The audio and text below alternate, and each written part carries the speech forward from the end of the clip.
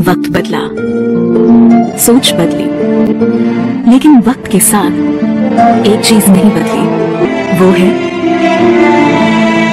एक अटूट विश्वास खूबसूरती का, एक अनमोल रिश्ता खूबसूरती का।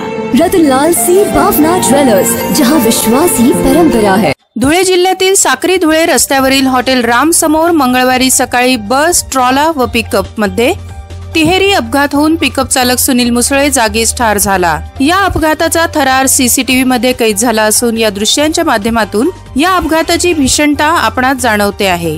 मंगळवारी सकाळी 8 वाजेच्या सुमारास धुळे जिल्ह्यातील साक्रीपासून 1 किलोमीटर अंतरावर धुळे रस्त्यावर राम हॉटेल समोर बस आणि ट्रॉला व पिकअप मध्ये तिहेरी अपघात होऊन पिंपळनेरचा पिकअप चालक सुनील शांताराम मुसळे ठार झाला असून राष्ट्रीय महामार्गावर दोन्ही बाजूने मोठ्या प्रमाणात वाहनांची 1 तासपर्यंत रांग लागली होती। सकाळी साक्रीकडून धुळ्याकडे जाणारी पिकअप व्हॅन तर धुळ्याकडून मालेगाव ते साक्री ही एसटी बस हॉटेल राम समोर थांबली असताना मागून येणाऱ्या ट्रॉलाने पिकअपला ठोस दिली। हा एसटी बस थांबा आहे।